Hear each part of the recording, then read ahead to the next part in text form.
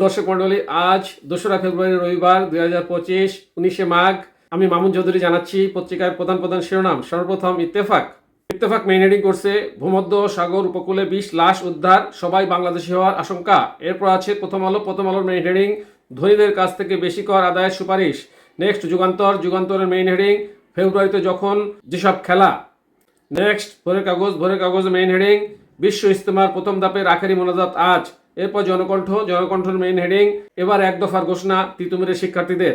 Next ইনকলাবের main heading একটি হত্যাকাণ্ড তোড়পাড়। Next আমাদের সময়ের মেইন হেডিং পরিবর্তিত বাংলাদেশ নিয়ে কেন মুখ ফিরিয়ে নিচ্ছেন কলকাতার বাঙালিরা। এরপর নয়াদিগন্তর মেইন হেডিং লিবিয়া উপকূলে 20 লাশ উদ্ধার, সবাই বাংলাদেশি হওয়ার আশঙ্কা। নেক্সট সমকালের মেইন হেডিং আখেরি মোনাজাতে অংশ নিতে তুরাক্তির মুসল্লির ঢল। এরপর যাই দিনের মেইন হেডিং এক দফা দাবি তিতুমির কলেজের শিক্ষার্থীদের। এরপর মানবজমিনের মেইন হেডিং তেল চিনির বাজার অস্থির হওয়ার শঙ্কা। এরপর কালের কণ্ঠের মেইন হেডিং খালেদা জিয়ার শারীরিক অবস্থা স্থিতিশীল।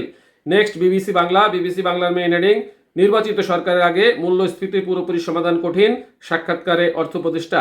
এই ছিল প্রধান শিরোনাম। এখন চলে যাচ্ছি যে কোনো একটি সংবাদের বিশ্লেষণে। দর্শক মন্ডলী, মেইন হেডিং এ জানিয়েছি এবার এক দফার ঘোষণা তিতুমিরের শিক্ষার্থীদের। সরকারি তিতুমির কলেজকে বিশ্ববিদ্যালয় করা সহ 7 দফা থেকে সরে এসে এক দফা দাবি অনিষ্টকালের জন্য আমরণ অনশন ও Barasat barricade to north city কর্মসূচি চালিয়ে যাওয়ার ঘোষণা দিয়েছেন কলেজটির শিক্ষার্থী মাহমুদুল হাসান মুক্তার। তিনি বলেন, আজ থেকে আমরা আর 7 দফা চাই না। এখন থেকে তিতুমির কলেজকে বিশ্ববিদ্যালয় স্বীকৃতির এক দফা দাবিতে অনশন ও Barasat barricade to north city কর্মসূচি চালিয়ে যাওয়া হবে। শনিবার 1 ফেব্রুয়ারি রাত 8:30টার দিকে তিতুমির কলেজের প্রধান ফটকের সামনে এক সংবাদ সম্মেলনে এই ঘোষণা দেন শিক্ষার্থী মুক্তার। তিনি বলেন, শিক্ষা মন্ত্রণালয় যে বিবৃতি দিয়েছে সেটি আমরা প্রত্যাখ্যান করেছি। তিতুমির বিশ্ববিদ্যালয়ের দাবিতে আমাদের 7 দফা দাবি থেকে এক দফা দাবি ঘোষণা করছি। সেটা হলো মন্ত্রণালয়ের দায়িত্বশীল কোনো কর্মকর্তা কলেজে এসে আমাদের বলবেন আপনাদের দাবি মেনে নেওয়া হয়েছে।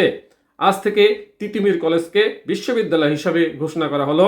তাহলেই আমরা রাজপথ ছেড়ে আমাদের পড়ার টেবিলে ফিরে যাব।